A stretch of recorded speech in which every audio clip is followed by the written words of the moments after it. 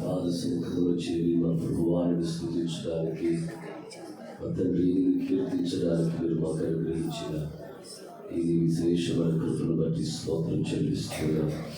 ఈ దయ కొరకై వందనాలు. మా ఎడల కలిగి ఉన్న ఈ కనికరం కొరకై స్తోత్రాలు చెల్లిస్తున్నాం. ఆయుష్ను పొడిగించి మా జీవితంలో మరొక నూతనమైన దినాలను మాకు అనుగ్రహించినందుకై స్తోత్రాలు. ఇవన్నీ తండ్రి 10 నిమిషాలు ఈ మాటలతో వాళ్ళు ధ్యానించబోతుండగా ఈ సన్నిధి మాతో వచ్చి ఈ సమయమంతకు ప్రయోజనపరచవలసిందిగా కోరుకుంటూ మీకు మహిమను ఆరోపించుకుంటూ యేసుక్రీస్తు శ్రేష్ఠ నామములో ప్రార్థించి స్తుతించి ఈ మనవడిని పొందుకునే తండ్రి. ఆమేన్. దేవునికి స్తోత్రం. హల్లెలూయా.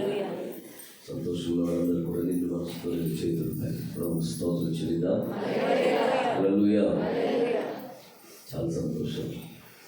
అలాగే 22వ రోజు కూడా మాట్లాడించి నాతో ఏకీభవించి వచ్చిన మీ అందరికీ కూడా నా నిండు హృదయపూర్వకమైనటువంటి అభినందనలు తెలియజేస్తున్నాను. స్తోత్రం. ఈరోజు ప్రత్యేకమైన ప్రోగ్రాం ఏంటంటే 21 రోజులు నేను మాట్లాడాను. ఈరోజు మీరు మాట్లాడండి. హల్లెలూయా. ఎంతమంది మీ సాక్ష్యాన్ని కానీ లేకపోతే మీ అనుభవాలను కానీ అదే ఈ 21 దినాల్లో మీరు నేర్చుకున్న ఆత్మీయ పాఠం కానీ మీ మనసుకు లేకపోతే మీ జీవితాలకు ప్రభు ఏ మార్పులు అది ఏ విధమైనటువంటి అనుభవాన్ని నేర్పించారో అది క్లుప్తపరిచి ఎవరైనా సాక్ష్యం చెప్తారా? ఎవరన్నా వస్తే చెప్తారు, ఎవరన్నా మొదలు పెడితే మొదలు పెడతారు. 30% నైట్ కూడా 11 రన్ అయినారంటే ఎవరు లేరు. లాస్ట్ మినిట్ లేచి ఎవరు వస్తారు, ఇక అప్పుడు మొదలు పెట్టారు. ఇక అయిపోయిన తర్వాత ఇంకా కంటిన్యూ చేస్తారు. సో మనకు ఉన్నటువంటి ప్రాబ్లం అదే. ఎవరన్నా మొదలు పెడతారా? హల్లెలూయా. స్తోత్రం. మటుకు నేను ఈ 21 దినాలను బట్టి చాలా సంతోషిస్తున్నాను. నిజంగా మీరు నేను మొదలు పెట్టేసింది. దేవుడికి స్తోత్రం. హల్లెలూయా. మటుకు నేను ఈ 21 దినాల్లో ప్రతిరోజు నేను ఒక కొత్త పాఠాన్ని నేర్చుకుంటూనే వచ్చాను. స్తోత్రం.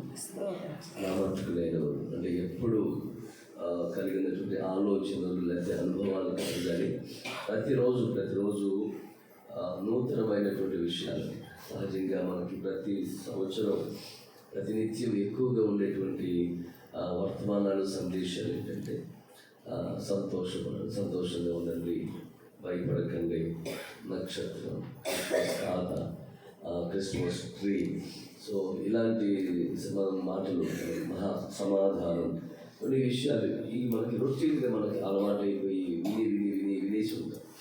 కానీ ఈ సంవత్సరం మాత్రం నా మట్టుకు నేను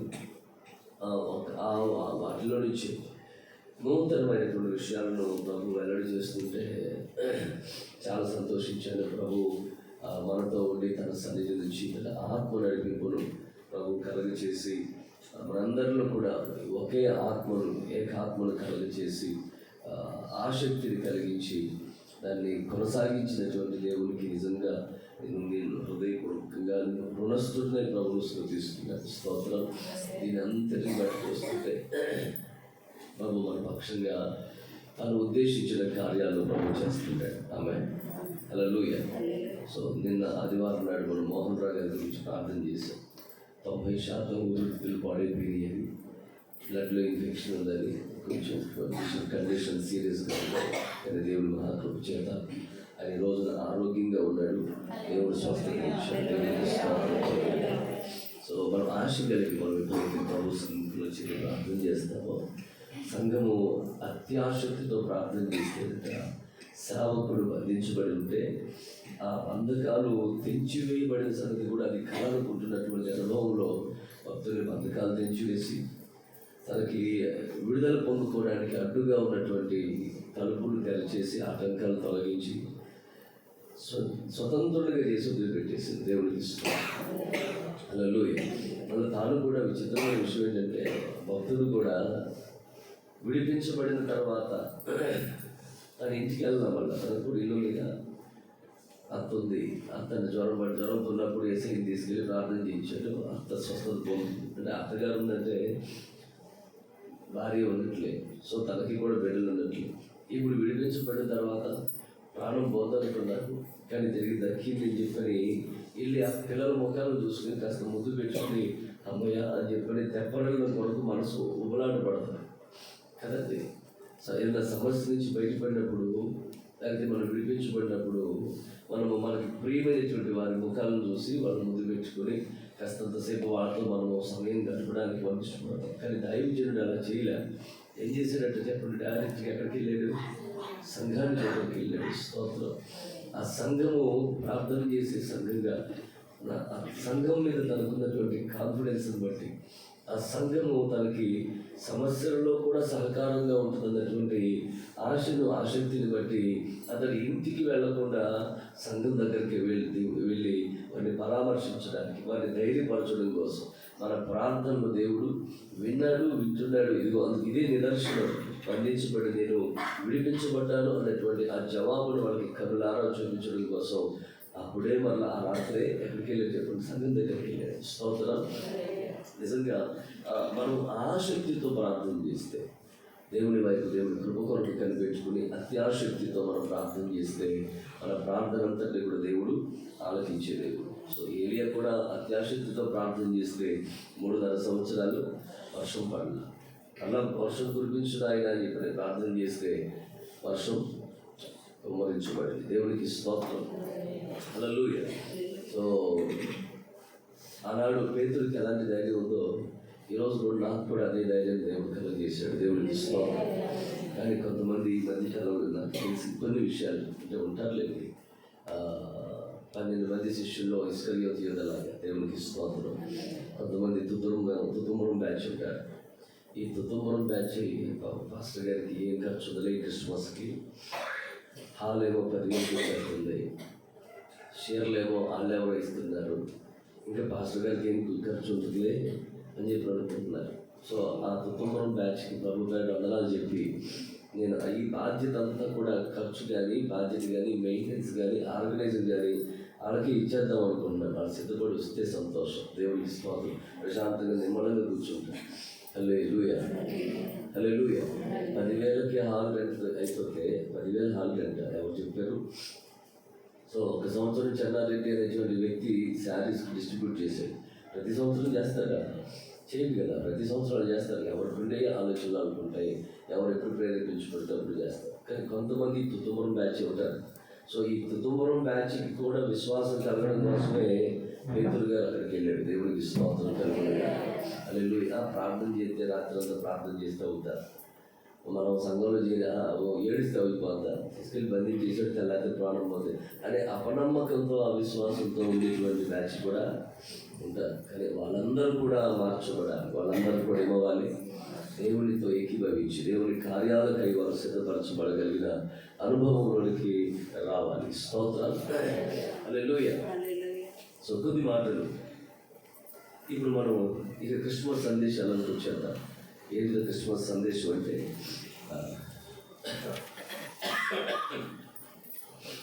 మత్తయి సువార్త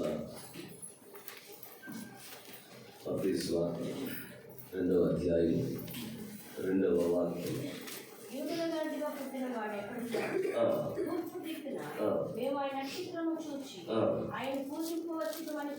చాలు. అలాగే 9వ వాక్యం 10వ వాక్యం కూడా చూపించారు. వారు రాజు మాట విని బయలుదేరి పోచుండగా ఇదిగో తూర్పు దేశంలో వారు చూచిన నక్షత్రం ఆ శిశువు ఉండిన చోటికి మీదుగా వచ్చి నిలుచు వరకు వారికి అది ముందుగా నడిచెను. వారు ఆ నక్షత్రమును చూసి అతి ఆనందభరితులై ఇంటిలోనికి వచ్చి తల్లి అయిన మరియను ఆ శిశువును చూసి సాగిలపడి ఆయనను పూజించి తమ పెట్టెలు విప్పి బంగారము, సాంబ్రాణి, బోలమును కానుకలుగా ఆయనకు సమర్పించిరి. దేవునికి స్తోత్రం. పిల్లలు, ఈ చదివినటువంటి లేఖనాల్లో మనకి కామన్గా కనబడుతున్నటువంటి ఒక మాట ఏంటంటే నక్షత్రం. ఏం చెప్పండి? ఇప్పుడు క్రిస్మస్ దినాల్లో ఎక్కడ చూసినా ప్రతి ఇంటి మీద సాధ్యం చాలా 100% ఇంటి మీద ఏముంటుంది? నక్షత్రం. రంగురంగుల డిఫరెంట్ డిజైన్స్తో రకరకాల మోడల్స్తో ఉంటాయి. సో ఇంకా మనకి ఇక్కడ విజయవాడ, ఈ కృష్ణా జిల్లా, ఈ ఎన్టీఆర్ జిల్లా ఇటు మనకు తక్కువగానే ఇక్కడ కొంచెం కాకాని దగ్గర నుంచి మనం మొదలు పెట్టుకుంటే మంగళగిరి, కాకాని ఇటు నుంచి కొంచెం ముందుకు వెళితే గుంటూరు జిల్లా అంతట్లో ఆల్మోస్ట్ ప్రతి వీధిలో పెద్ద నక్షత్రం కనబడతా ఉంటుంది. పెద్ద నక్షత్రం ప్రతి వీధి. జస్ట్ మ్యాక్సిమం ఆ యూత్ ఎక్కడ ఉంటారో, క్రైస్తవ పిల్లలు ఎక్కడ ఉంటారో, అది చిన్న చర్చ్ ఎక్కడ ఉంటుందో ప్రతి ఇంటి దగ్గర పెద్ద పెద్ద స్టార్లు కనబడతాయి. స్తోత్రం కలుగునుగా. హల్లెలూయా. ఈ స్టార్లకి కూడా చాలా, నేను మన దగ్గర లాభాలు గారు వస్తారు కదా, ఈ లాభాలు గారు ఉన్న ఏరియా ప్రాంతంలో అయితే కొంతమంది యవనస్తులందరూ కూడా పోయి ప్రతి సంవత్సరం ఖైరతాబాద్లో వినాయకుడు పెడుతున్నట్టుగానే ఇక్కడ కూడా ప్రతి సంవత్సరం పెద్ద స్టార్లు పెట్టి దానికి చాలా అంగరంగ వైభవంగా దాన్ని డెకరేట్ చేసి, సో ఊరు వాడ అందరిని పిలిచి, రాజకీయ నాయకులను పిలిచి దాన్ని స్విచ్ ఆన్ చేసి ఇంకా అందరూ సెలబ్రేట్ చేసుకుంటారు. దేవుడికి స్తోత్రం.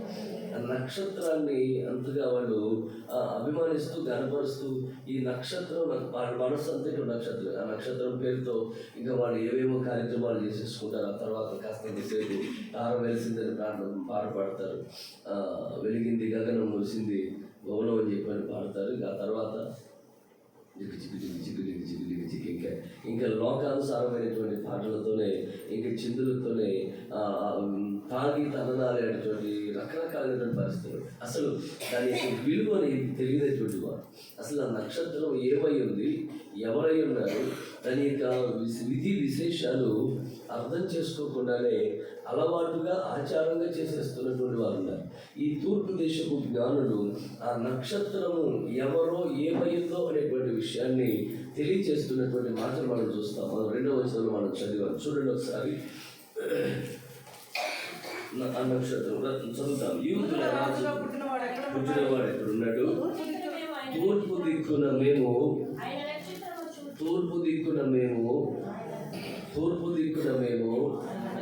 ఆ నక్షత్రం ఎవరిదంట?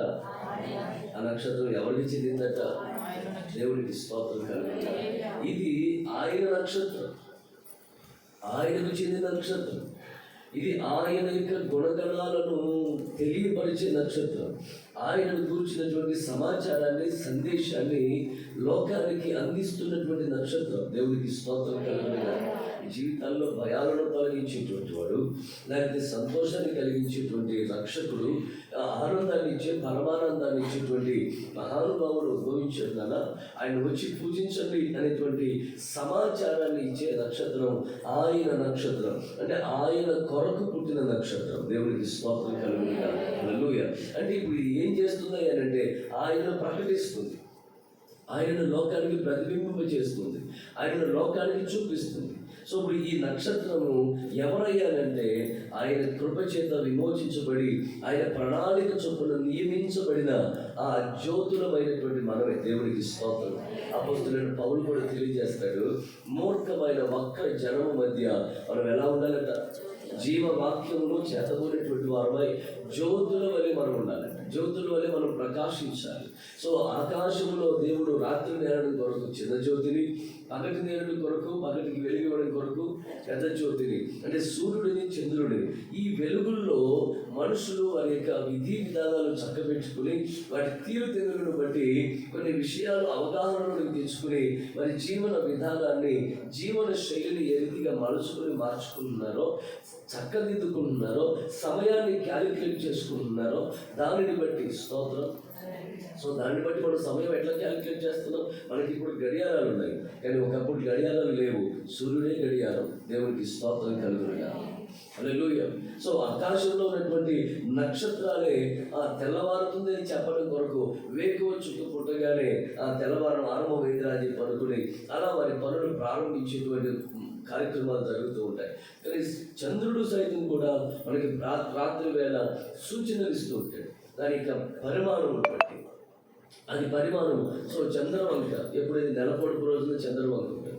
రోజు రోజుకి అదేమవుతుంది? అది పెరుగుతుంది, ఇంక్రీజ్ అవుతుంది. పౌర్ణమి నాటికి పూర్ణకుంభంగా మార్చబడుతుంది. ఇంకా ఆ తర్వాత నుంచి గ్రాడ్యువల్లీ అది డిక్రీజ్ అవుతుంటుంది. సో దీనిని బట్టి 15 రోజులు పక్షము, 15 రోజులు పక్షం అని క్యాలెండర్ లేనప్పుడు కూడా వీటిని చూసి అవగాహన చేసుకుని పనులు జరిగించుకోవడానికి, జీవన విధానాలు కొనసాగించడం కొరకు దేవుడు వీటిని నియమించాడు. దేవుడికి స్తోత్రం కలుగునుగా. ఇవి ఆయన చొప్పున, ఆయన ప్రణాళిక చొప్పున నియమించబడింది. ఇప్పుడు ఈ నక్షత్రం కూడా ఆయన ప్రణాళిక చొప్పున ఉద్దేశానుసారంగా అదిగో ఆ స్థానంలో నియమించబడింది. అది ఏం చేస్తుంది అంటే అది ప్రకాశిస్తుంది, ఆకర్షిస్తుంది. అదిగో తన సమాచారాన్ని తెలియజేస్తుంది. మహానుభావుడు ఒక ఆయన పుట్టాడు, రక్షకుడు పుట్టాడు, విమోచకుడు పుట్టాడు, సంతోషాన్ని, పరమానందాన్ని ఇచ్చేటువంటి మహానుభావుడు పుట్టాడు, సమాధానాన్ని కలుగజేసేవాడు పుట్టాడు. మీరు ఆయన పూజిస్తేనే, ఆయన ఆరాధన చేస్తేనే అది మీకు లభ్యమవుతుంది, దొరుకుతుంది. ఈ లోకంలో ఎక్కడ కూడా వేటిలో కూడా సంతోషము లేదు. ఎక్కడ కూడా మనం ధైర్యంగా ఎవరి దగ్గర కూడా ఉండే పరిస్థితులు లేవు. స్తోత్రం. మన అనుకున్న వాళ్ళ దగ్గర మనం ధైర్యంగా ఉండగలిగిన రోజులు అనేవి కాదు. మన అనుకుంటున్నటువంటి వారి దగ్గర కూడా, మన రక్త సంబంధికుల దగ్గర కూడా మనం ధైర్యంగా కొన్ని విషయాలు మనము వెల్లడి చేయడానికి అవకాశం లేని పరిస్థితులు అయిపోయినాయి. ఎవరు ఎప్పుడు ఏ రీతిగా మారిపోతున్నారో, ఎలాంటి పరిస్థితులు దాపరిస్తున్నాయో అర్థం కాని పరిస్థితులు అయిపోతున్నాయి. అందుకే బైబిల్లో కూడా ప్రభువు ముందుగా ఒక మాట చెప్పాడు, నీ పెదవులకు నువ్వు కాపు పెట్టుకోవాలి, కనీసం నీ కౌగిటిలో పండుకొను నీ భార్య దగ్గర కూడా నీ పెదవులకి నువ్వేం చేయాలి? పెట్టుకోవాలి. అంటే కొన్ని విషయాలు చెప్పాల్సిన విషయాలు చెప్పి, చెప్పకూడని విషయాలు వాళ్ళు దాచిపెట్టాలి. ఎందుకంటే కొన్ని విషయాలు చెప్పడం ద్వారా బలహీనం కావచ్చు, ఇవి బయటికి ప్రబలొచ్చు, తద్వారా జరగకూడని నష్టం జరుగుతుంది. అంటే మనము ధైర్యంగా మనం ఉండడానికి అవకాశం లేని పరిస్థితులు నేటి సమాజంలో చాలా మంది దగ్గర చూస్తున్నాం. స్తోత్రం. సో మనకు నిర్భయంగా జీవించగలిగినట్లుగా చేసేవాడు. మీకు క్లియర్గా అర్థం కావడం చెప్తున్నాను. ఒక వ్యక్తి తప్పు చేశాడని సంగతి తెలిసింది. అప్పటి వరకు చాలా నీతిమంతుడు, యథార్థవంతుడు, అది యథార్థవంతురాలు, నీతిమంతురాలు, పవిత్రతను అనుసరించి నడుస్తున్నటువంటి వ్యక్తి. కానీ పొరపాటునో, గ్రహపాటునో, అలవాటునో పొరపాటు చేశారని చెప్పని, తప్పు చేశారని సంగతి తెలిసింది. ఇంకా ఆ రోజు నుంచి ఆమెను చూసే చూపు, ఆ వ్యక్తిని చూసే చూపు మారిపోతాయి, ఆలోచనలు మారిపోతాయి, మాటలు మారిపోతాయి. మనిషి ముందు ఒక రకమైన మాట ఉంటుంది, మనిషి వెనుక మరొక రకమైన మాటలు. అప్పటి వరకు మనం నమ్మి ఆ వ్యక్తితో చెప్పినటువంటి మాటలన్నీ కూడా ఏమైపోతాయి? బహిర్గతం అయిపోతాయి. అందుకోసమే వేమన గారు కూడా ఒక పద్యం రాశాడు, నమ్మరానట్టి వారిని నమ్మరాదు, నమ్మదగు వారిని మితిమీరి నమ్మరాదు, తనదు స్నేహితులకు వేళ తెలిసినేని తనదు గుర్తులన్నీ బయలుపెట్టు అని చెప్పని వేమన శతకంలో. అంటే నమ్మకూడని వాళ్ళని మనం అసలు నమ్మలేము, కానీ నమ్మదగిన వారిని కూడా మనం మితిమీరి మనం నమ్మి మన విషయాలు ఎప్పుడైతే మనం చెబుతున్నామో, ఈ విషయాలు ఒకవేళ కొన్ని విషయాలు పొరపచ్చాలు వచ్చినప్పుడు, నీ ఇష్టం నెరవేర్చినప్పుడు, అదే నీ ఇష్టం కాదన్నప్పుడు, నీలో ఉన్న పొరపాటును సరిచేయడం కొరకు ప్రయత్నం చేసినప్పుడు గుట్టులన్నీ కూడా తీసుకొచ్చి బయట పెట్టేస్తారు. హల్లెలూయా. కానీ ఇది సమాజం యొక్క స్థితి.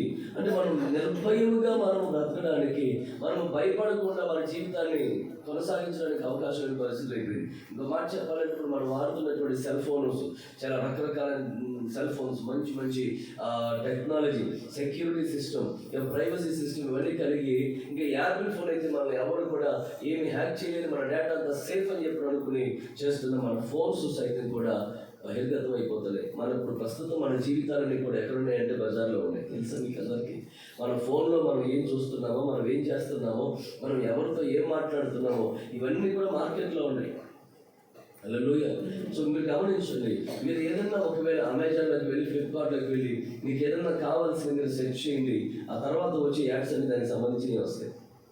జస్ట్ ఒక్కసారి మీరు చెక్ చేస్తే మొత్తం నాట్ ఓన్లీ సెర్చింగ్, మీరు మాట్లాడుకుంటున్న మాటలను కూడా అది క్యాప్చర్ చేసి దానికి అనుగుణంగానే యాడ్స్ మీకు ప్రొవైడ్ చేస్తుంది. అంటే మన మాటలను మనం సెల్ ఫోన్ ఓపెన్ చేయట్లా, సెల్ ఫోన్ తీయట్లా, మనం దాన్ని ఏమాత్రం ఆన్ చేయట్లా, బట్ అయినా కానీ అదంతా కూడా తీసుకొచ్చేసి మనం ఓపెన్ ఇప్పుడు మనం భయంగానే బ్రతకాల్సిన పరిస్థితి వచ్చేసి. స్తోత్రం.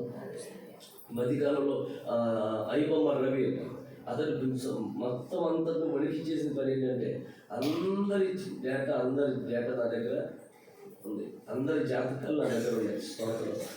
అంటే భయంగా మనం ఉండే అవకాశం లేదు. స్తోత్రం.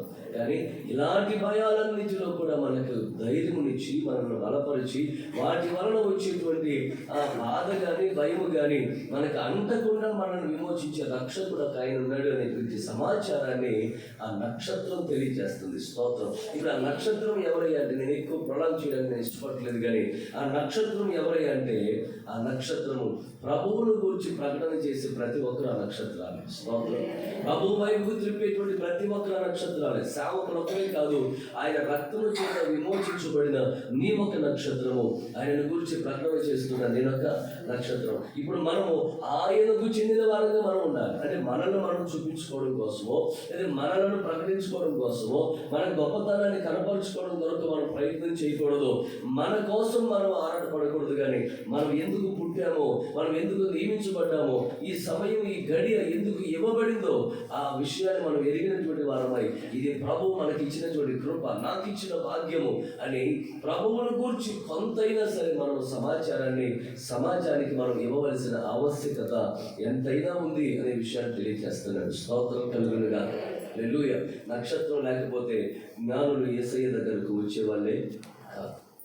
అంటే నక్షత్రాలు చెప్పే నక్షత్రాలు లేక, నక్షత్రాలు ప్రకాశించవలసినట్లుగా ప్రకాశించక, నక్షత్రం దారిని చూపవలసినట్లుగా దారిని చూపక ఎంతో మంది దేవుని దగ్గరికి రాలేకపోతున్నారు. నక్షత్రాలు చాలా నక్షత్రాలు త్రోవ తప్పి తిరుగుతున్న నక్షత్రాలే. ప్రకాశించవలసిన నక్షత్రాలు ఆ ప్రకాశాన్ని కోల్పోయినటువంటి నక్షత్రాలే, కానీ ప్రకాశాన్ని కోల్పోయిన నక్షత్రాలే. స్తోత్రం. నక్షత్రం. స్తోత్రం. ఇది ప్రభువు కృప చేత, ప్రభువు దయ చేత, ఆయన ఆలోచన చేత ప్రతి దానికి కూడా పేరు పెట్టి దాని సమయంలో, దాని క్రమంలో, దాని ఆ స్థలంలో దాన్ని నియమించి అది ప్రకాశించాలని ప్రభు నియమించాడు. నక్షత్రాలు ఎన్ని ఉన్నాయో వాటన్నిటికీ ప్రభు పేరు పెట్టాడు. సో ఆ నక్షత్రాల వల్లే మనం ఇక్కడ ఉంటామని చెప్పిన దేవుడు అబ్రాహాముకు వాగ్దానం చేశాడు. స్తోత్రం. ఈ సంతానం ఎలా ఉంటుంది?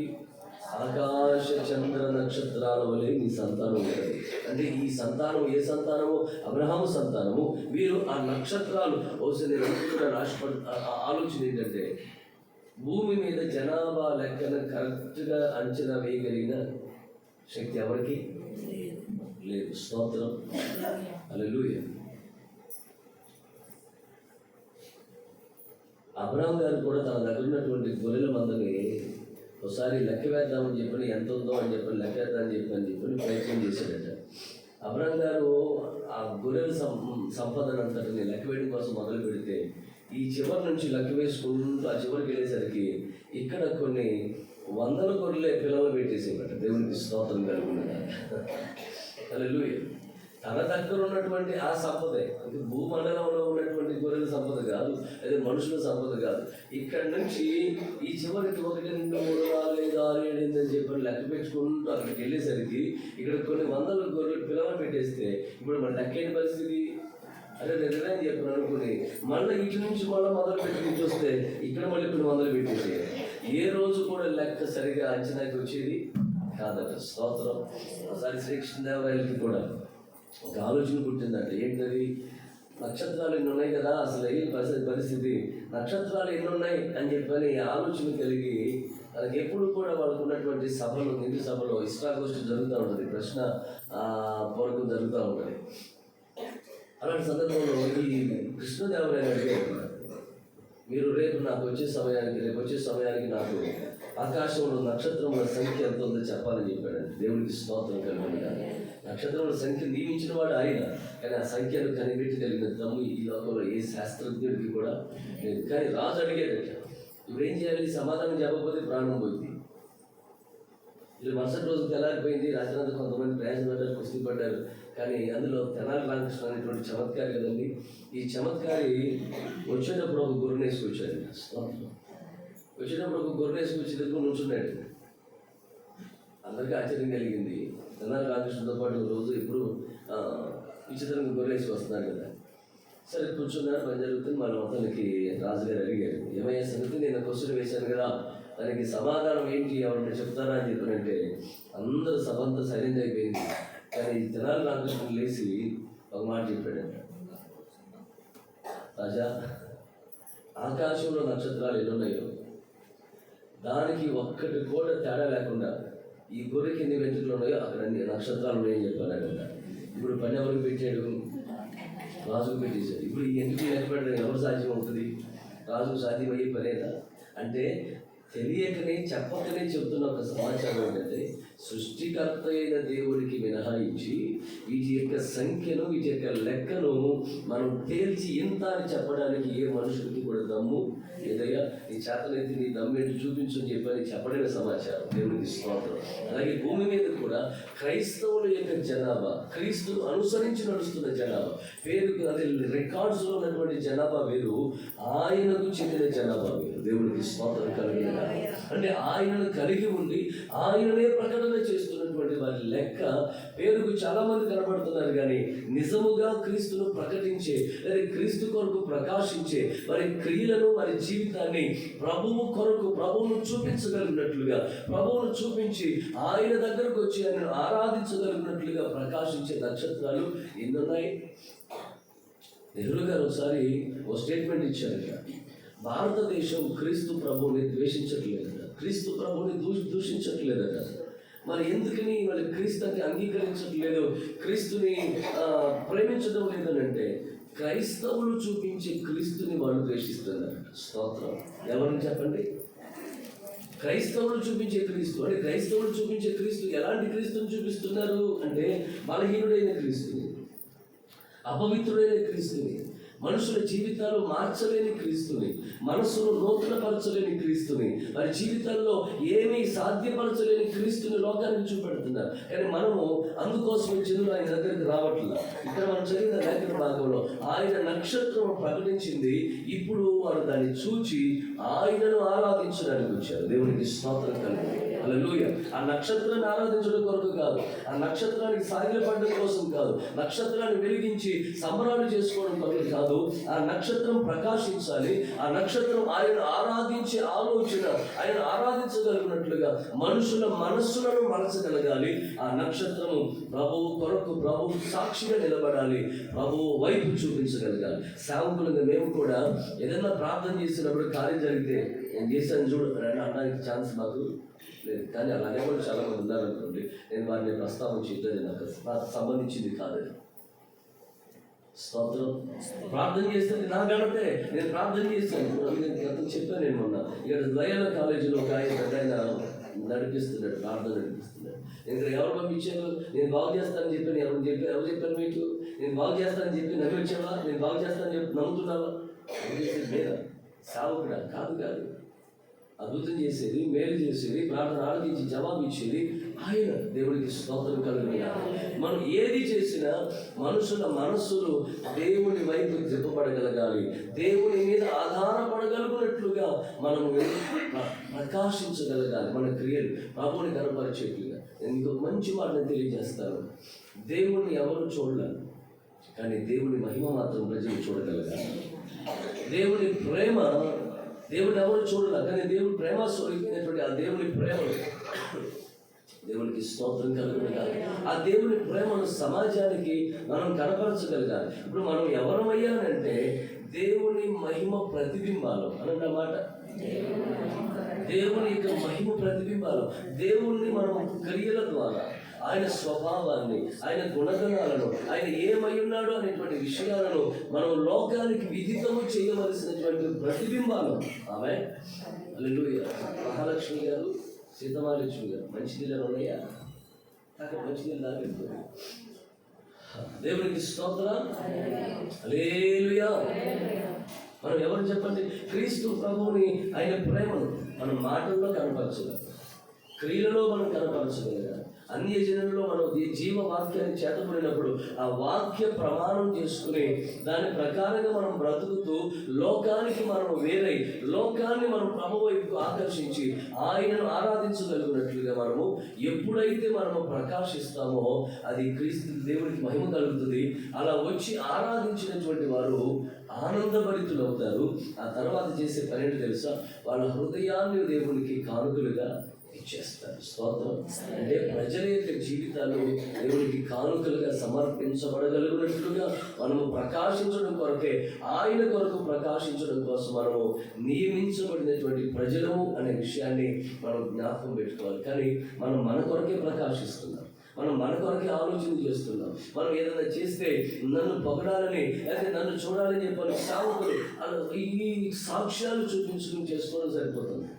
కానీ ఈ పరిచర్యలో కూడా, పరిచర్య ఆరంభం మొదలుకుని పరిచర్యలో జరిగిన అద్భుతాలను ఒక స్క్రీన్ చేసి కనుక పెడితే చాలామంది బాడీ కట్టేవాడు. దేవునికి స్తోత్రం. నిజంగా మన పరిచర్యలో అసాధారణమైన కార్యాలు జరిగాయి.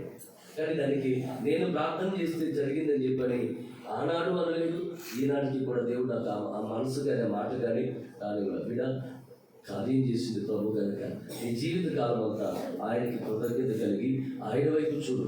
ఇంతకంటే గొప్ప కార్యాలు ప్రభు చేస్తాయి. ఆమె అద్భుతాలు చేసేది ఆయన. కానీ మేము సాధనాలమే, ఆయన దగ్గరకు నడిపించేటువంటి వారమే. ఈ బాధ్యతను నీకు నేను స్వీకరించగలగాలి. అందుకోసమే ఈ భారాన్ని మనం మోస్తామని చెప్పని, మనం నమ్మకంగా మనం ప్రకాశిస్తామని దేవుడు మనకి ఈ అవకాశాన్ని ఇచ్చాడు. మనం బుద్ధిమంతులముగా మనం ప్రకాశిస్తామని. చూడండి, దానియేలు గ్రంథంలో మాట చాలా చక్కని మాట ప్రభు చెప్తారు అక్కడ. దానియేలు గ్రంథం దేవునికి స్తోత్రం కలుగునుగా. హల్లెలూయా. బుద్ధిమంతులైతే అమ్మా దానియేలు గ్రంథం 12వ అధ్యాయం 3వ వాక్యం చదువుతున్నారు. సరిగా ఆలోచించారు. బుద్ధిమంతులైతే ఆకాశమండలంలోని జ్యోతులను పోలిన వారై ప్రకాశిస్తారు. నీతి మార్గమును అనుసరించి నడుచుకున్నట్లు ఎవరు అనేకులు త్రిపుదురో వారు నక్షత్రము వలె వాళ్ళు నిరంతరం కూడా ప్రకాశిస్తారు అన్నాడు. దేవుడికి స్తోత్రం కలుగునుగా. బుద్ధిమంతులు ఏం చేస్తారు చెప్పండి?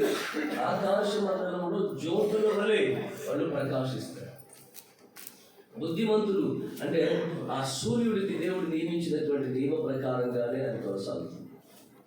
చంద్రుడు దానికి నియమించిన నియమ ప్రకారంగా అది ప్రకాశిస్తుంది. దాని నియమాన్ని కనీసం దాటట్లేదు. నక్షత్రాలు, ఈ ఆకాశంలో ఉన్న నక్షత్రాలు ఆయన కొరకు, ఆయన మాట విని, ఆయన ఆజ్ఞలలో, ఆయన ఆలోచనలతో ఎలా ఏకీభవించి నడుస్తున్నాయో, ఆయన చెప్పిన పనిని ఎలా చేస్తున్నాయో, అలాగే బుద్ధిమంతులు ఆయన ఉన్నవాడని, అనువాడని, ఆయన సర్వాధికారని, ఆయన చేత నియమించబడిన వారమని చెప్పండి ఎరిగి బుద్ధిమంతులు అలా ప్రవర్తిస్తారు. కానీ బుద్ధి లేని వారు ఏం చేస్తారు అంటే, బుద్ధిమంతులు అంటే బుద్ధి కలిగినటువంటి వారు. మరి బుద్ధి లేని వారు ఏం చేస్తారు? వాళ్ళు అనుకునేది మన మాట్లాడారు, అసలు దేవుడే లేదంటారంట. బుద్ధిహీనులు తమ హృదయాలు దేవుడు లేడు అని చెప్పి అనుకుని వాళ్ళు ఇది భూ సంబంధమైనటువంటి ఆలోచనలతోనే, భూ సంబంధమైనటువంటి విషయాలతోనే వారి జీవితాన్ని కొనసాగించేసేస్తూ దేవుడు ఇచ్చినటువంటి తలాంతులను కానీ, దేవుడు ఇచ్చిన వనరులను కానీ స్వప్రయోజనాలకు, ఇంకో మాట చెప్పాలంటే విలాసాలకు, ఇంకొంచెం ముందుకు వెళ్ళి చెప్పాలంటే పాపము చేయడం కొరకు దాన్ని వినియోగించే వాళ్ళు కూడా. దేవుడు నీకు ఇచ్చినటువంటి ఆరోగ్యం కావచ్చు, దేవుడు నీకు ఇచ్చిన జ్ఞానం కావచ్చు, దేవుడు నీకు ఇచ్చినటువంటి సామర్థ్యం కావచ్చు, దేవుడు నీకు ఇచ్చిన తెలివితేటలు కావచ్చు, దేవుడు నీకు ఇచ్చినటువంటి ధనము కావచ్చు, నీవు పాపము చేయడం కొరకు కాదు.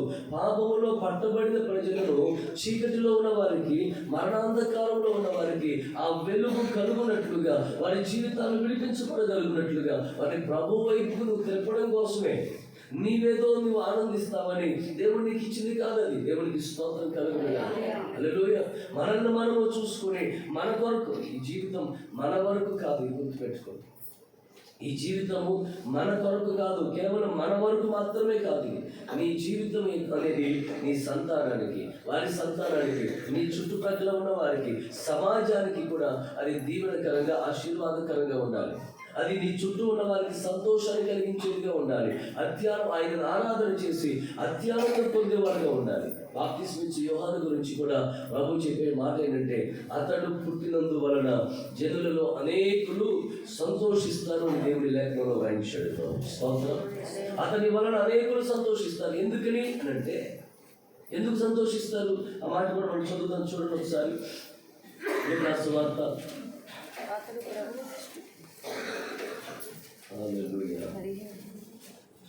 1వ అధ్యాయము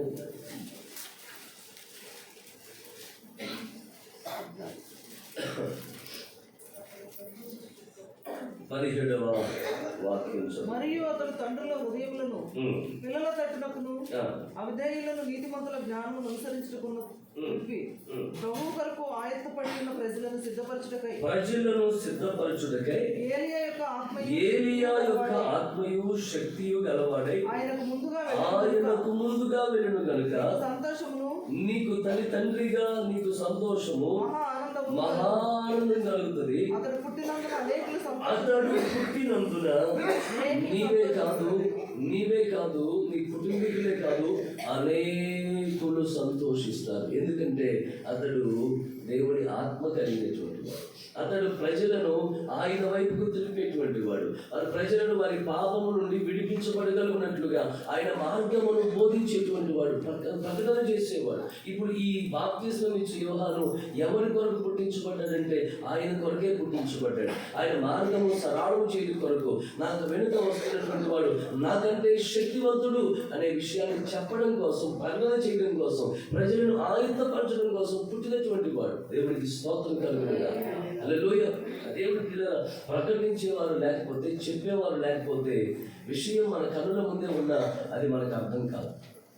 ఈ విషయాన్ని మనకి నపుంసకుడు కందాకి రాణి దగ్గర మంత్రిగా ఉన్నటువంటి వాడు దేవుడి మందిరానికి వచ్చి నిరాశతోనే వెళ్ళిపోతూ తన హృదయంలో ఉన్న ఇంటెన్షన్, ఆశను చంపుకోలేక యెషయా గ్రంథాన్ని తీసి చదువుతూ ఉంటే ఫిలిప్పు దేవుని ఆత్మ చేత నింపబడి వాడై వేగంగా వెళ్తున్నటువంటి రథంతో పాటు కూడా పరిగెత్తుతూ అడిగిన ప్రశ్న ఏంటంటే, బాబు నువ్వు చదువుతుంది నీకేమైనా అర్థమవుతుందా? అతడు మంత్రి, అధికారి, హోదాలో ఉన్నవాడు, విద్యావంతుడే, జ్ఞానం కలిగినటువంటి రాజుకు సైతం కూడా సలహాలు ఇవ్వగలిగినటువంటి అనుభవం ఉన్నటువంటి వాడే. కానీ దేవుడి వాక్యం తన ఎదుటే ఉన్న జ్ఞానవంతుడైనా తనకి చెప్పేవారు లేని కారణం చేత అర్థము అయ్యా నాకు అర్థం కావట్లేదు, నాకు చెప్పేవారు లేకపోతే నాకు ఎలా తెలుస్తుంది అని చెప్పారంటే వెంటనే రథంలోకి ఎక్కాడు. ఆ విషయాలను అన్నింటిని కూడా విషదపరచగానే రథం ఆపన్నాడు. ఫిలిప్ అంటున్నాడు, నానా అక్కడ నీళ్ళు నేను నాకు చెప్పినటువంటి మాటలను బట్టి నా హృదయం ఇంతగా మారిపోయింది. ఇదిగో ఇప్పుడు నమ్మి బాప్తిసం పొందిన వాడు రక్షించబడతాడని చెప్పావే, నేను ఆయన నమ్ముతున్నాను, విశ్వసిస్తున్నాను, నాకు రక్షణ ఇస్తావా, బాప్తిసం ఇస్తావా, ఏదైనా అడ్డు ఉందా నీకు అని చెప్పని ఆ మంత్రి అడగడం. అంటే ఎప్పుడైతే చెప్పాడో హృదయం మారింది. స్తోత్రం కలుగుతుంది. ముందు వాక్యం ఉంది, చేతిలో గ్రంథం ఉంది, మనసులో జ్ఞానం ఉంది, తెలివితేటలు ఉన్నాయి, విద్య ఉంది. బట్ కానీ చెప్పేవారు లేకపోతే సమాజంలో ఎవరు కూడా దేవుడి దగ్గరికి నువ్వు పొందుకున్నటువంటి మేలు బిడ్డని చెప్పగలగాలి. దేవుడికి స్తోత్రం. నువ్వు ఎక్కడ పని చేస్తున్నావో, నువ్వు ఏ ప్రాంతంలో నువ్వు నివసిస్తున్నావో ఆ ప్రాంతంలో ఆ చుట్టుప్రక్కల ప్రజలకు దేవుని గురించి నువ్వు పరిచయం చేస్తూ ఆయన నక్షత్రంగా నువ్వు అక్కడ ప్రకాశించాలి. నువ్వు పనిచేసే చోట ప్రకాశించాలి. నీకున్న నివసిస్తున్న ప్రాంతంలో నువ్వు ప్రకాశించాలి. ఆ ప్రకాశానికి వారిని ఆకర్షించి నీవు ఆరాధన చేస్తున్న దేవుడు నాకు కూడా కావాలి అనగలుగునట్లుగా మనం ప్రకాశించాలి. అలా వచ్చి వారు కూడా ఏమవ్వాలంటే అత్యానందం పొందాలి. ఆమేన్.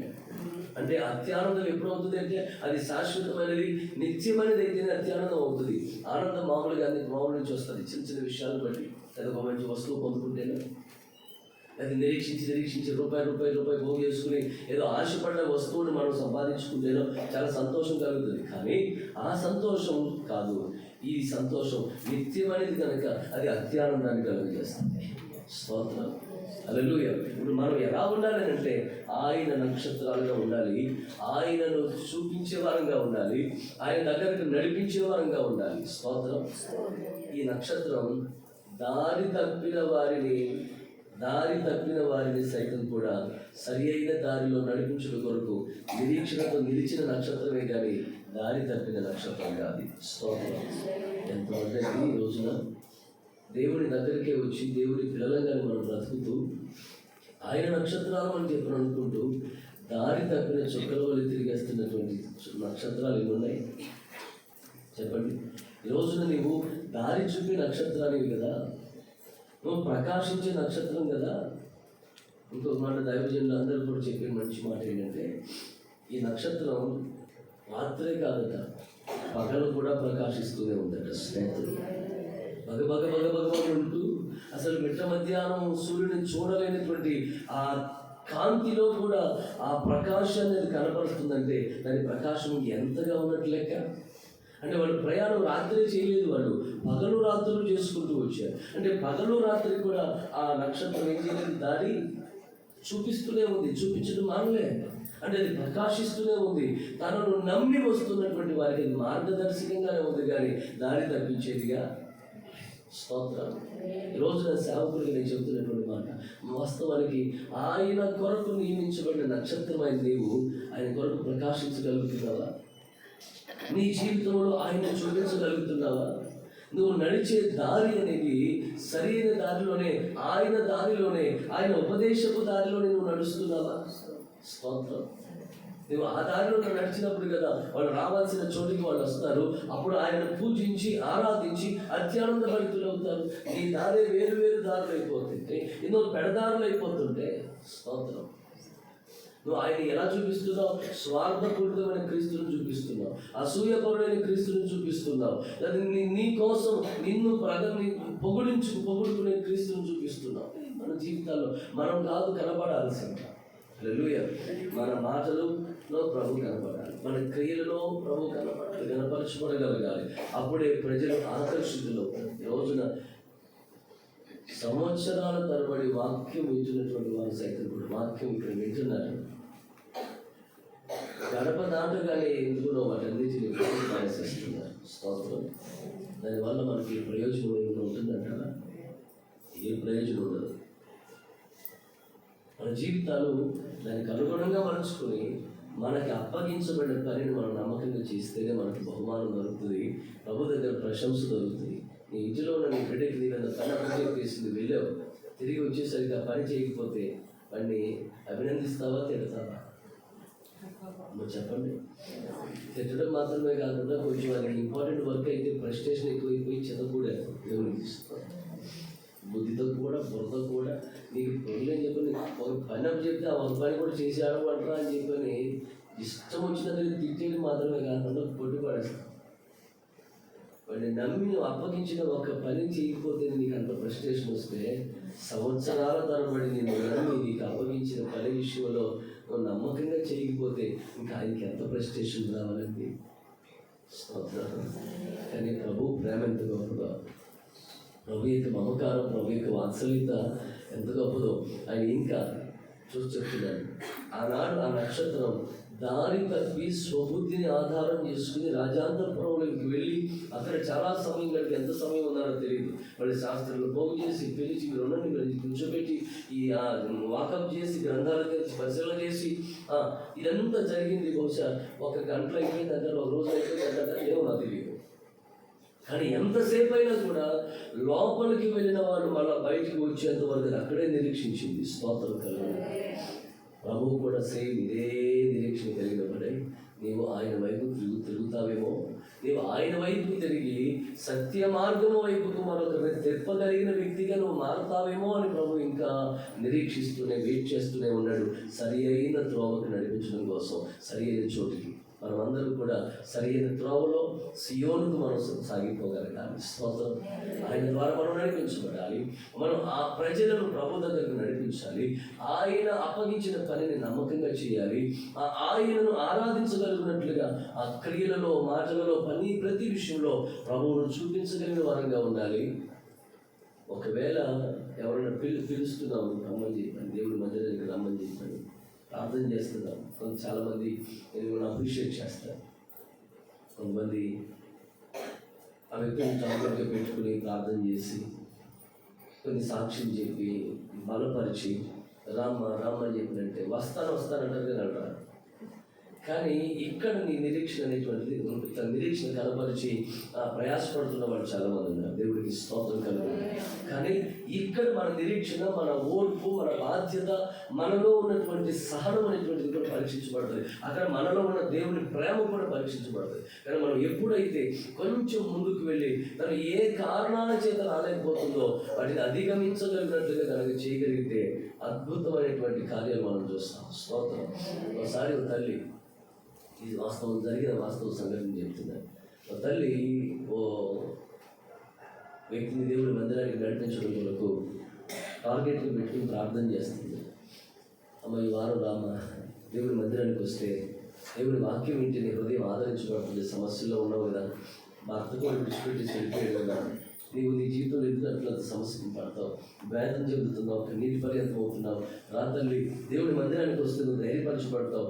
ఏం చేయాలో దేవుడి వాక్యం నీకు నేర్పిస్తుంది. ప్రభు చెప్తారు రా అని చెప్పనంటే సరే వస్తానని చెప్పని అలా దాటలు బోట్లు వేసుకుంటూ వచ్చేసింది. కానీ ఆ పాస్టర్ గారు ప్రత్యేకమైన ప్రార్థన కూడికలు పెట్టాడు. ఈ ప్రత్యేకమైన ప్రార్థన కూడికలకి ఏ విధము చేతనైనా సరే తీసుకుని వెళ్ళాలని చెప్పి కంకణం కట్టుకోడు. ఇప్పుడు ప్రతిసారి ఏదో ఒక పని ఉందనో, లేదా అక్కడికి వెళ్ళాలనో ఇక్కడికి వెళ్ళాలనో, వాళ్ళు వచ్చారని చెప్పనో చెబుతుంటే వచ్చేసేది. కానీ ఈసారి ఏం చేసిందంటే లేదు ఈ పండుగలకి లేదా ఈ ప్రార్థనలకి ఖచ్చితంగా నేను తీసుకెళ్లాల్సిందే అని చెప్పి కంకణం కట్టుకుని కూర్చుని సిద్ధపడి వచ్చింది ముందుగా. అమ్మ పద వెళ్దాం అని చెప్పానంటే లేదు పని అవ్వలేదని చెప్పాను. పని అవ్వలేదా అని చెప్పని వెళ్ళి బైబిల్ పక్కకు పెట్టి పని చేద్దామని చెప్పని ఈవిడ కూడా ఆ పనిలో జొరబడి స్తోత్రం. మరి ఏం చేశారు, మరి అంటుల దగ్గర పట్టుకుంటే మొత్తం తెలియదు. అయిపోయింది, పని అయిపోయిందిగా, పద అని చెప్పి పలుకుని బలవంతాన తీసుకొచ్చింది. స్తోత్రం. వచ్చింది దేవుడి మందిరానికి వచ్చిన తర్వాత ప్రభు మాట్లాడుతున్నాడు. ప్రభు మాట వింటుంటేనే తన హృదయంలో తనకే తెలియకుండా కలంట నీళ్ళు చేస్తున్నాయి. పశ్చాత్తపడుతుంది, ఆదరించబడుతుంది, ధైర్యపరచబడుతుంది. ప్రార్థనలో ఆల్ఫకాల్లో ప్రార్థన చేస్తుంటే ఈమె బలపరచబడి ఆ పిలుపుకి ముందుకు వచ్చేసింది. దేవునికి స్తోత్రం కలుగుతుంది. ఈ సమాధానం అది కృప కావాలనుకున్నవాళ్ళు, ప్రభువుని కావాలనుకున్నవాళ్ళు, ప్రభువుని స్వతరక్షకుడిగా అంగీకరించేవాళ్ళు ముందుకు రండి అని చెప్పినంటే ఈమె ముందుకు వచ్చేసింది. అట్లా ఈమెతో పాటు చాలామంది వచ్చారు. దేవునికి స్తోత్రం కలుగుతుంది. చిత్రం ఏంటంటే ఆ ఆల్టర్ కాల్లో తన భర్త కూడా పక్కన ఉన్నాడు. అక్కడ ఉన్నట్టు సంతానం ఇది. దేవునికి స్తోత్రం. ఆశ్చర్యం. ఆ రోజున విడివిడిగా ఎన్నో రోజుల నుంచి ఉన్నటువంటి వాళ్ళు ఆ రోజున వచ్చి వాక్యం విని ఇద్దరు కలిసి సమాధానం పెట్టి ఇప్పుడు ఆమెకు మంచి నక్షత్రం కదండి.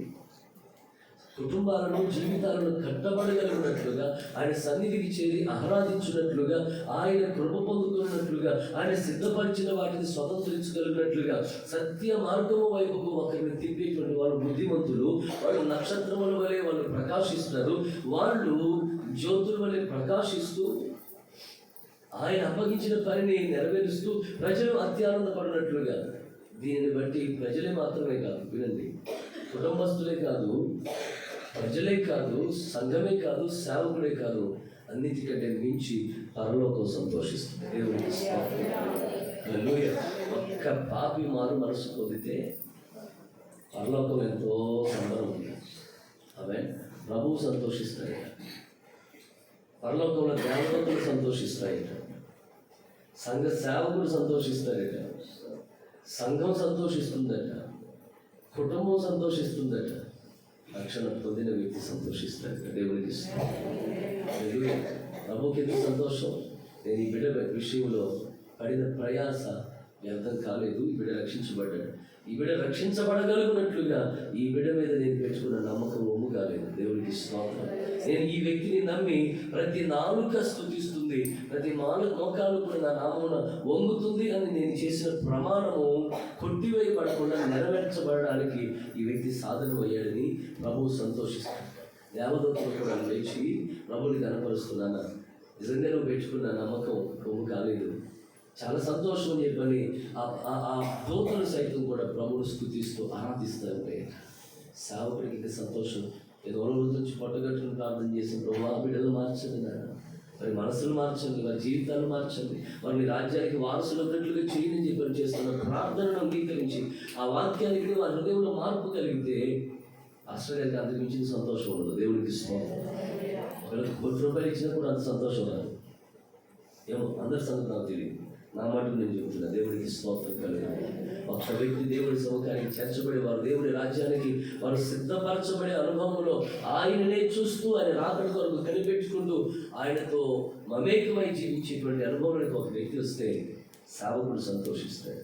మార్చబడిన వ్యక్తి యొక్క జీవితాన్ని చూసి కుటుంబం సంతోషిస్తుంది. ఒకప్పుడు డ్రగ్స్కి ఎడిక్ట్ అయిపోయినట్టు మారాడండి, కుటుంబానికి సంతోషమే కదా. ఒకప్పుడు నిన్న మన 2-3 వీడియోలు చూశాను. ఒకటి గంజాయికి ఎడిక్ట్ అయిపోయి ఒక పెద్ద ఆవిడకి ఒక స్త్రీతో వాడు అసభ్యంగా ప్రవర్తిస్తూ మీదకి దాడి చేస్తున్నాడు. వాడు ఇంటి మీదకి వెళ్ళి తలుపులు పగలు కొడుతూ ఇంటి మీద దాడి చేస్తున్నాడు. CCC టీవీ న్యూస్ ఛానల్లో దాన్ని కూడా టెలికాస్ట్ అయిపోయింది. వాడు గంజాయి మత్తులో వాడు ఏం చేస్తున్నాడు, వాడు సమాజాన్ని బాధపడుతున్నాడు, కన్న తల్లిదండ్రులు బాధపడుతున్నాడు. ఇలాంటి వాడు ఒకడు మారితే సమాజానికి సంతోషం, కుటుంబానికి సంతోషం, మార్చబడిన ఆ వ్యక్తికి కూడా సంతోషం. దేవుడికి ఇస్తాం. ఇలాంటి వాళ్ళు చాలామంది ఉన్నారు. వాళ్ళందరినీ నువ్వు దేవుడి సన్నిధికి, దేవుడి వైపుకు త్రిప్పవలసినటువంటి నక్షత్రాలు కదా. మరి నువ్వు నక్షత్రంగా నువ్వు ప్రకాశిస్తున్నావా? ఆ ప్రజలను త్రిప్పగలిగినట్లుగా నువ్వు ఉండగలుగుతున్నావా? ప్రభువు నీ మీద పెట్టుకున్నటువంటి ఆశను, నమ్మకాన్ని స్థిరపరచగలిగిన, లేకపోతే వమ్ము చేయకుండా ఉండే పరిస్థితిలో ఉన్నావా? చాలామంది భక్తి దేనికోసం అంటే టైం పాస్ కోసం భక్తి చేసేవాళ్ళు ఉన్నారు. దేనికోసం చెప్పండి? టైం పాస్ కోసం.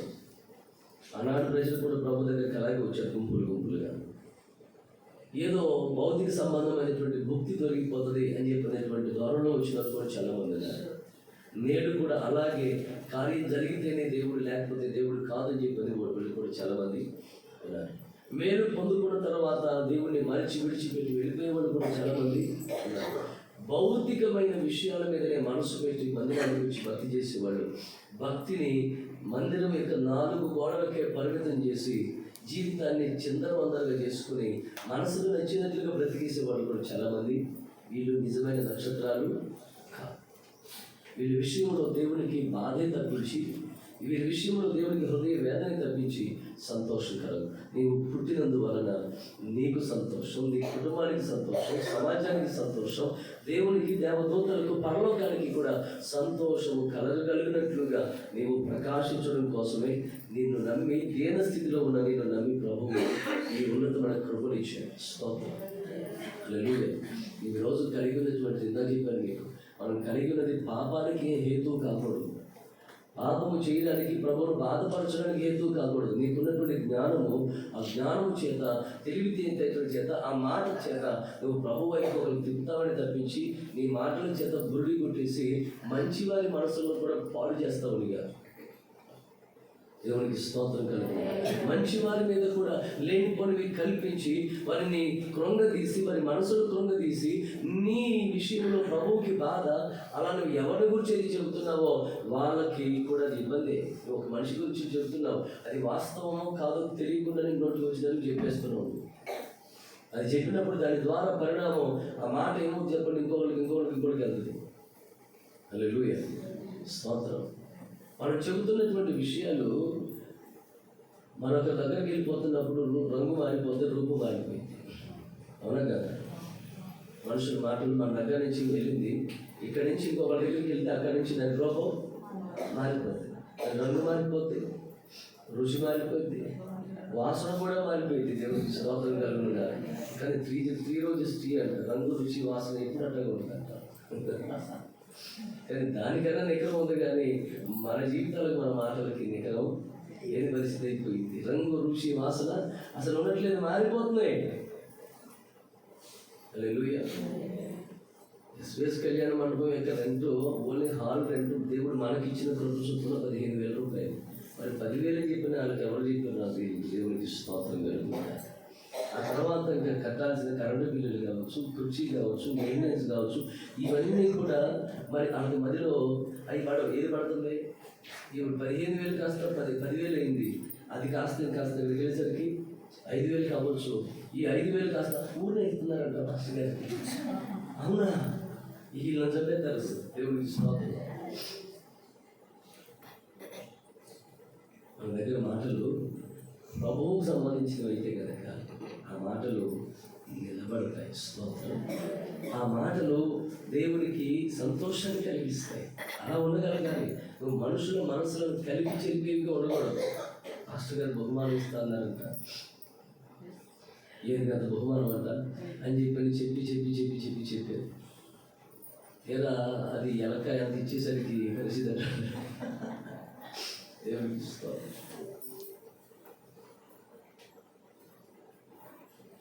మాస్టర్ గారు ఇస్తారులే, నేను ఇస్తా అని కూడా తన వైపుకు తిప్పుకునే నక్షత్రాలు పైకి వాళ్ళ నక్షత్రాలు దేవునికి స్తోత్రం కలిగి మాస్టర్ గారు ఏమిస్తారు. ఆ దేవుడు ఏమిస్తే ఏం చేస్తాడు? ప్రార్థనకి ఏమన్నా మంత్రాలు సంతకాలు కావుతాయా? ఆడికి వెళ్ళి మనం చేసేది ఏదో మనం బయటికి వెళ్ళి మనం చేస్తే సూపర్ బిందాసరా అని చెప్పని మంచి వారిని సైతం కూడా మార్గం తప్పించే పనికి మాలిన నక్షత్రాలు ఉన్నాయి. కానీ మనం అలా ఉండడానికి వీలు లేదు. దేవునికి స్తోత్రం. మనం ఆయన నక్షత్రాలుగా ప్రకాశించాలి. ఆయనను ఆరాధింపచేసే నక్షత్రాలుగా ఉండాలి. ఆయనను ఆరాధించడం కొరకు ఒకవేళ ఎవరన్నా రాకపోయినా ఆలస్యం చేస్తున్నా దారి తప్పిన వారిగా ఉన్న వారి కొరకు నిరీక్షించి ఓర్పుతో ప్రభు సముఖానికి చేర్చే నక్షత్రాలుగా ఉండగలగాలి. దేవునికి స్తోత్రం కలుగుతాయి. హల్లెలూయా. ఈ రోజున నేను ఇంట్లో ప్రభు ప్రేరేపణ చొప్పున తెలియజేస్తున్నాను. ఇక్కడ కూర్చున్న ప్రతి ఒక్కరు కూడా నిజ నక్షత్రాలుగా ప్రకాశించున్నారు. హల్లెలూయా. బుద్ధిమంతులైతే అని ఆ మాట పెట్టారు. హల్లెలూయా. ఈరోజు ఇక్కడ ఉన్నటువంటి వారు ఒకవేళ ఇప్పటి వరకు బుద్ధిమంతులుగా ప్రకాశించకపోతే ఇప్పుడు ఆకాశంలో ఉన్న నక్షత్రాలు లేకపోతే జ్యోతులను చూసినటువంటి వారు అవి ఎలా దేవుని మాట వింటున్నాయో, దేవుని నియమించిన నియమంలో ఉంటున్నాయో, దేవుడు నిలబెట్టిన స్థానంలో ఉంటున్నాయో, ఎందుకు కొరకు పెట్టాడో ఆ పనిని చక్కగా ఎలా చేస్తున్నాయో అలా మనం చేస్తూ బుద్ధిమంతులుగా మార్చబడి జ్యోతుల వలె ప్రకాశిస్తూ నిరంతరము నిలుచుదుముగా. ఆ మాట కింద ఆ మాట చెప్పాడు. చదువుదాం, చివరి పనులు ఆ మాట చదువుదాం. దానియేలు గ్రంథం 12వ అధ్యాయము 3వ వాక్యం.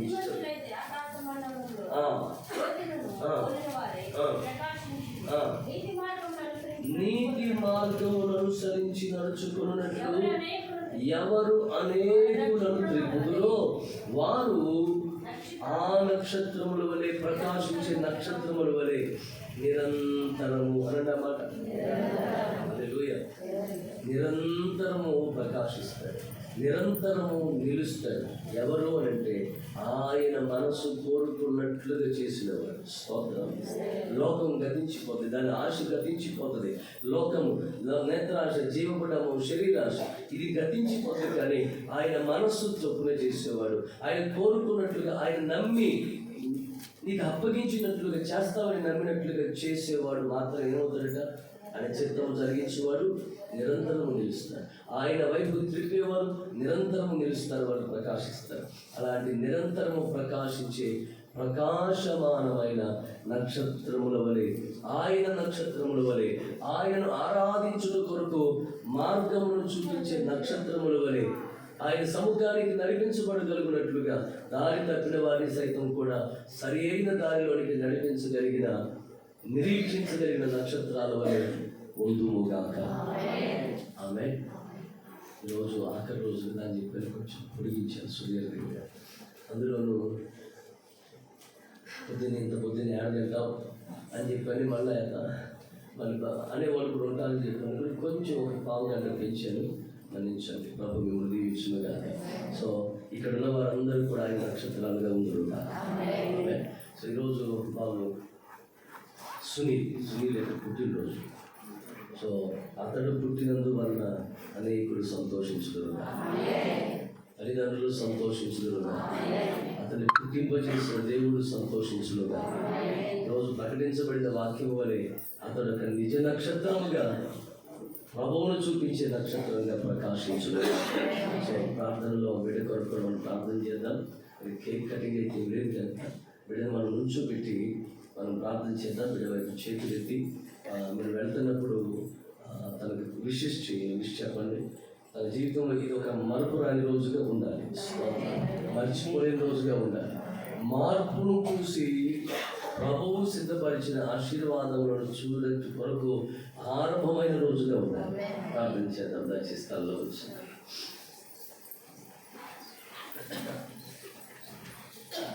దేవా మీకు స్తోత్రం చెల్లిస్తున్నాను.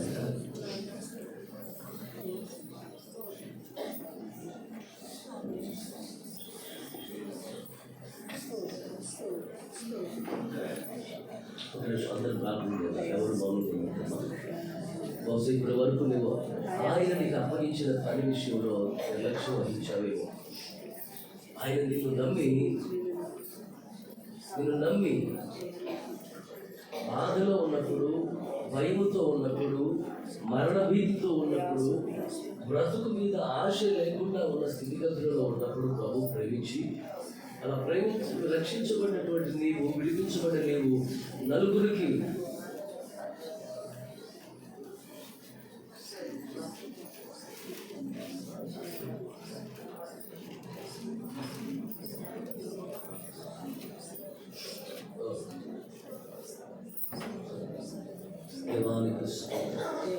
అందరం లేచి నిలబడదాం. అందరం లేచి నిలబడదాం.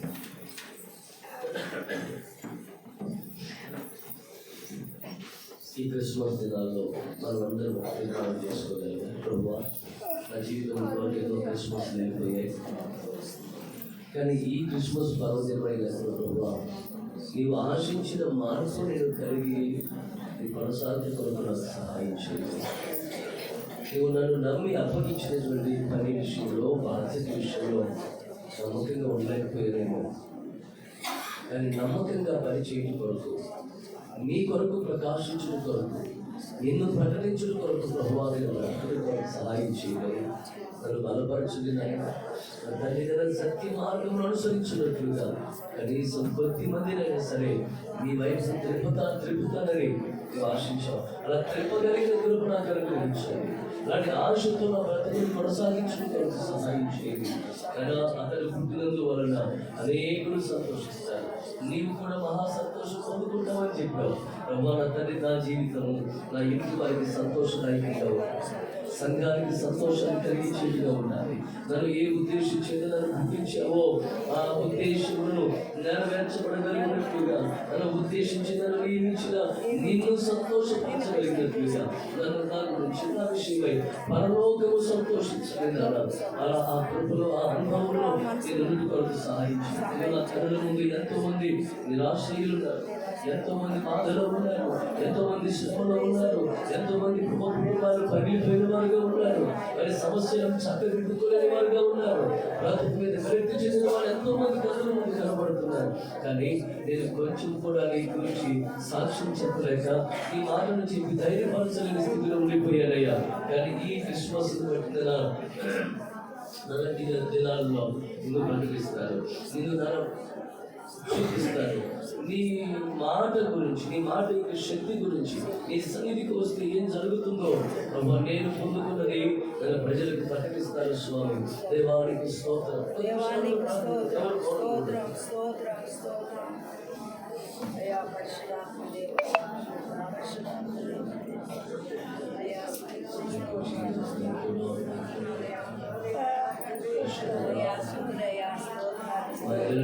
నిరీక్షణ ఎంత నమ్మకం స్వామి.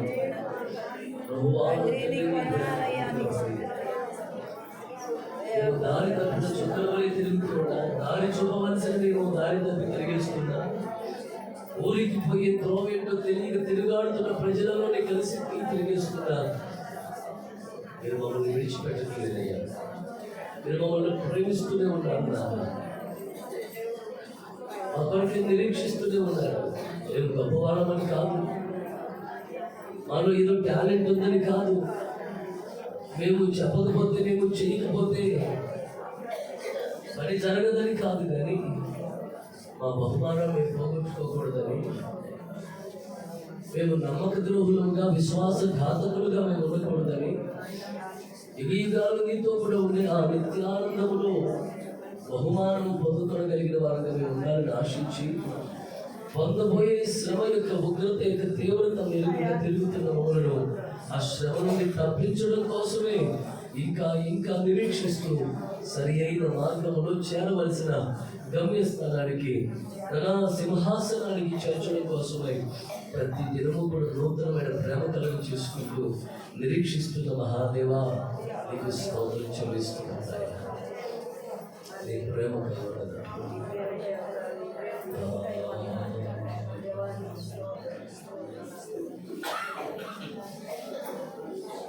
అలాగే బాబు సుధీర్ వరకు ప్రార్థన చేద్దాం. ఆయన సుధీర్ని మీరు తల్లి గతంలో భిన్నంగా రూపుదిద్దబడకపోతే ఏ ఆలోచన చేత ఈ లోకానికి తీసుకొచ్చారో, నీ కృపా మహిమకు కీర్తి కలగాలని మీరు ఆశించారో ఆ రీతిగా ఉండి కొరకు మీరు సహాయం చేయండి. ఎవరి బిడ్డలైనా లోక ఆశల చేత జయింపబడక తండ్రి లోకానికి నేను ప్రకటించగలిగిన, నేను చూపించగలిగిన వ్యక్తిగా మీరు మార్చండి. నా తండ్రి, మా సంఘము సహవాసము మా బిడ్డలు ప్రభువా లోకానికి లొంగిపోకూడదు, లోకానికి నేను చూపించాలి. లోక ఆశలకు లోబడిపోకూడదు, లోకానికి నేను ప్రకటించాలి. అయ్యా, లోకంతో మమేకము కాకూడదు. నీ ఆలోచనలతో విడుదపరచబడి ఐక్యపరచబడి నీ ఆలోచనల ఉద్దేశాలు నెరవేర్చే సాధనాలుగా మలచబడాలి. నా తండ్రి, అయ్యా, ఆకాశమున్న జ్యోతులు వాటి నియమ ప్రకారంగా చేస్తున్నాయి. మా బిడ్డలు కూడా తండ్రి, మేము కూడా నీవు నియమించిన నియమం ప్రకారంగా నా తండ్రి నీవు ఉద్దేశించినట్లుగా బుద్ధిమంతులపై ప్రకాశించిన కొరకు నీతి మార్గం అనుసరించిన ఆయన అనేకులను త్రిపుడు కొరకు కావలసిన అభిషేకాన్ని, సామర్థ్యాన్ని, కృపను ఇచ్చేది. నీ వైపు తప్పే వారందరూ కూడా, నీ ద్వారా రక్షించబడే వారందరూ కూడా నక్షత్రాలే. అలాంటి ఓ మంచి నక్షత్రంగా వీడ సునీల్ ప్రకాశించాలి. తన స్నేహితుల మధ్యలో, తన కుటుంబంలో తను ఒక ప్రకాశించే నక్షత్రంగా, నిన్ను స్తుతించే నక్షత్రంగా, నా తండ్రి నిన్ను స్తుతించి ఆరాధించి అత్యానందభరితులైనట్లుగా అనేకులను నీ సన్నిధికి నడిపించే నక్షత్రంగా ప్రకాశింపచేయండి. తన భవిష్యత్తును ఉజ్వలంగా మార్చండి. తను చేసే పని అంతటినీ దీవించండి. తన ఏళ్ళ నీకున్న సంకల్పాలన్నింటినీ కూడా పరిపూర్ణం చేయండి. తండ్రి, నీకు స్తోత్రం. ప్రార్థన చేద్దాం. మమ్మల్ని మిక్కిలిగా ప్రేమిస్తున్న మా ప్రియ పరలోకపు తండ్రి, నీ పరిశుద్ధమైన ఘనమైన నామానికి వందనస్తున్నై నేను స్తుతిస్తూ నీ పాద సముఖానికి వస్తున్నాను.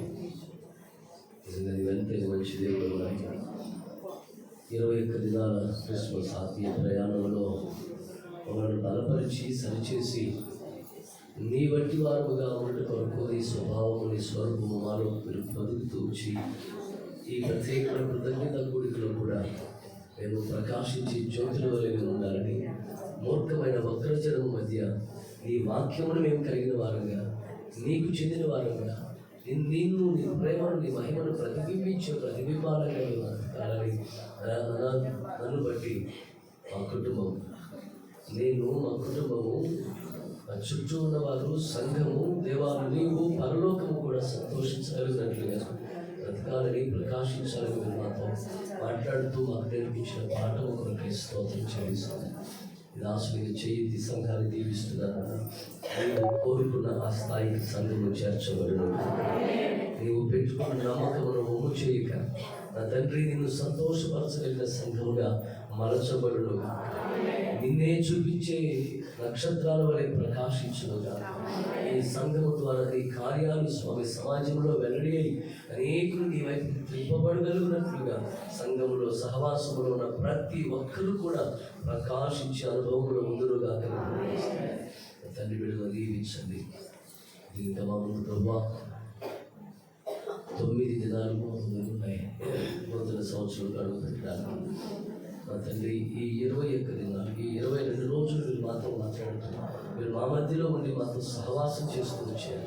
ఎక్కడ 2-3 కూడి ఉంటారో వారితో ఉండాలని చెప్పని మార్చుకున్నాం. మీరు మాతో ఉండి ప్రతి దినము కూడా మీ హృదయం తెరిచి మీరు మాతో మాట్లాడుతూ వచ్చి మమ్మల్ని మరుస్తూ వచ్చారు కదా.